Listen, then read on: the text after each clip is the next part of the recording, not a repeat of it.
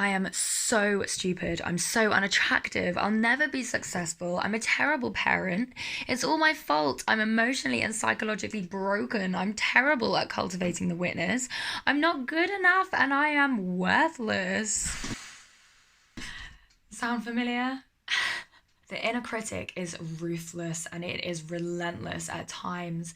But this practice, what it does is it enables us to dissolve that inner critic. And I'm going to show you how in this video based on my own personal experience. So first of all, what we really want to do is we want to wake up to the inner critic, and we want to wake up to the stories that it is actually telling us. What are these thoughts that we keep thinking? You see, when we cultivate the witness, what we do is we become ever increasingly aware of the thoughts that we are thinking and the thoughts that enter our mind space. And the inner critic, it is not us. It's simply the egoic conditioned mind that's only posing as us. What we are is that the silent, peaceful, non-judgmental beingness that actually observes the inner critic. Awareness of what the inner critic's voice is saying will allow for space between the one that is observing and the critical voice itself. It is within this space that we can claim our freedom and power through disidentification from it. Now, disidentification from the inner voice is so crucial. Because if you actually identify with this inner critic, if you think that what the voice is saying is actually you, it represents you and who you are, then it gets you. It has its grip on you. You know, you lose your presence. You lose your true self. You fall into unconscious identification with it, and you're lost in time and in the illusion of separation. You believe what the voice is saying, and you believe what it's saying because you think that you are it.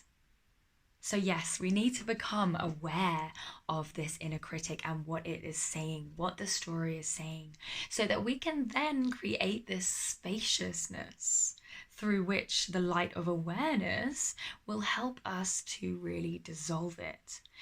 Now, take your journal and write what it's saying. You know, when you actually write it down, you expose it, you expose the voice, you put it on the paper and you look at it and you see it for what it really is. I'm not intelligent enough. I will never be successful. All it is just a story. It's just a negative mental position that you currently hold. This tiny little thought that is temporarily occupying your mind space. Really, it's just a thought form, a little vibration that enters the mind space in that moment, in this tiny little moment in the entirety of time, space, reality. It's nothing. It's just a story.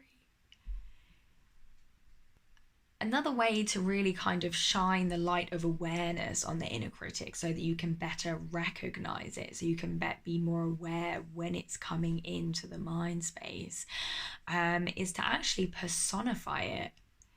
And, you know, this can really help with disidentification from it as well, because you see it as like something completely other than obviously who you are. It's actually just this little cartoon character that comes in every now and then. For example, you know, you could have belittling Bertie or critical Chrissy.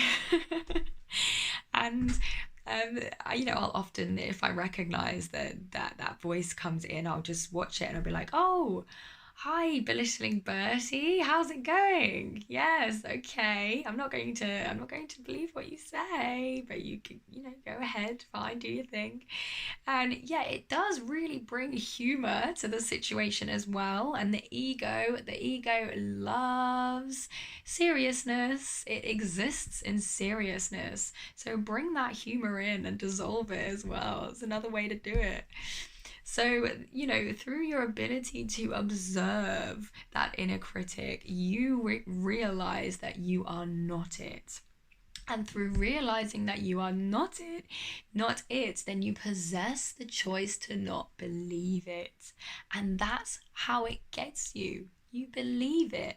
If you didn't believe it, then you wouldn't follow those voices, and it wouldn't really kind of affect you. And it wouldn't be fueled. It wouldn't be fueled with your emotions and with further thoughts. So it would eventually just kind of fizzle out and dissolve. So, what do we do when we notice that the inner critic has come in? Well, we want to become alert. We want to bring in our mastery, bring in our witness consciousness, and become present with it, present as the observer. And, try your best not to follow those thoughts. If you notice it, you could just drop it if you like. Sometimes we are not able to do that. A lot of the time it's because we allow the inner critic to run riot in our head that only fuels it, that only increases its power. We're feeding it with more thought forms. We're feeding it with more energy so it can survive. And over the years, this is how it could have developed into a pretty ingrained belief system within us, because it's this thought that we've kept thinking and that we've allowed to just grow and grow and grow and get bigger and bigger.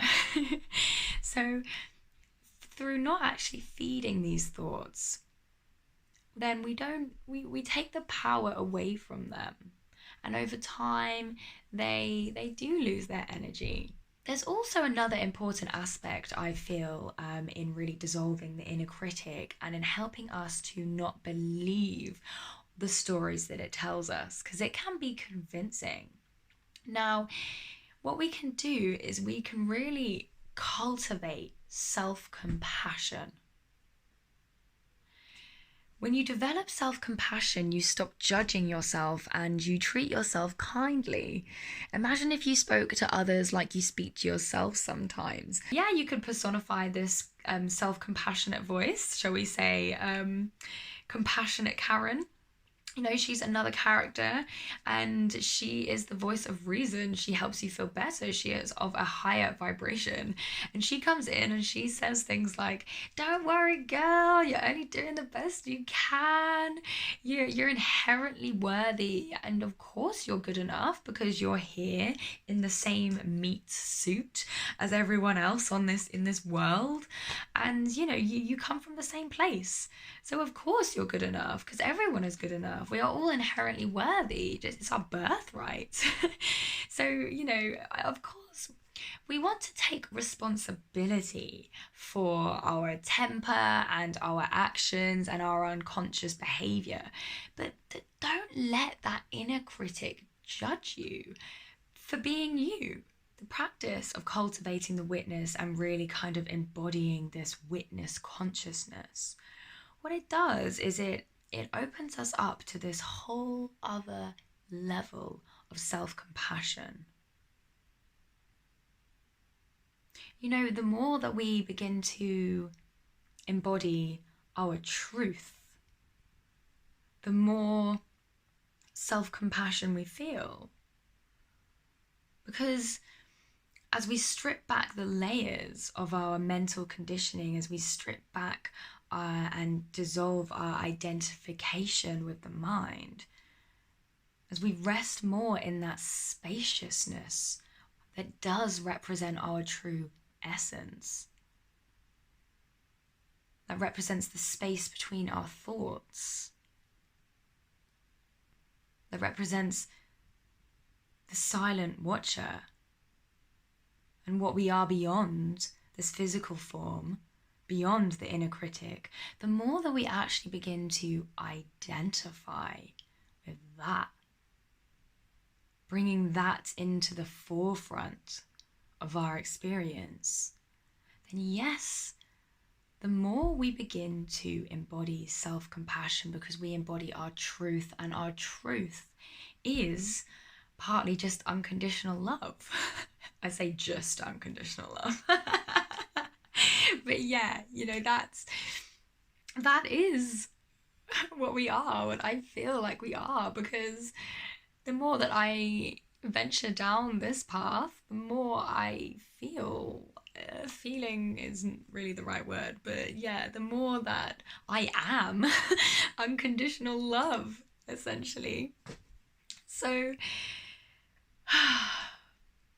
the more that this happens, yes, the more we begin to accept ourselves for who we are. You know, we give ourselves less of a hard time and we accept our imperfections in physical form, realizing that in a deeper sense, we are perfect. You know, there's levels to our existence, and you know, we're only ever doing the best we can. I'm not good enough, I'm not worthy. That's like the main premise that the inner critic likes to conjure up. That's the main story that it tells us beneath all of the other stories that are above it. If we dig all the way down, it's basically, I'm not good enough, I'm not worthy. But when you embody witness consciousness, when you live more from that place of awareness, then yeah, you begin to completely dissolve that belief system entirely.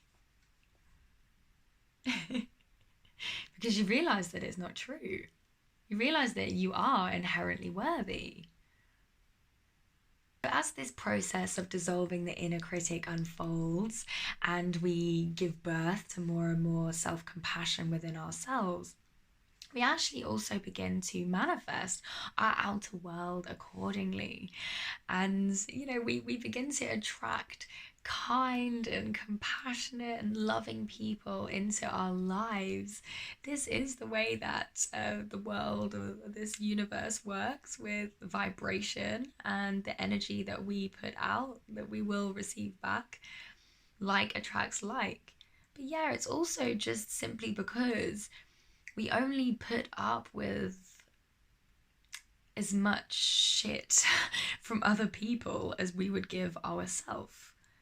People that are in relationships where they are not being treated well, it's usually because they just don't treat themselves well.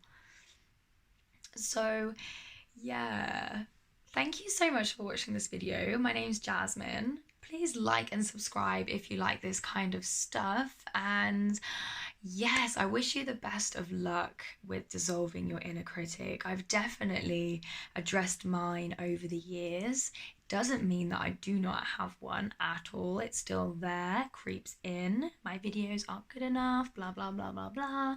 But I've become so much better at just allowing it to be there, letting it come in, seeing it, being aware that it's there, having the space to recognize it, and the freedom within that space to then choose to just drop that thought, not believe it, not follow it, and instead just give myself a hug and say, go on, girl, you're doing well, you're doing the best you can, always. Even if it feels like you're not doing the best you can, most likely you are. So thank you so much for watching this video, and yeah, I look forward to seeing you in the next one. Bye bye bye bye.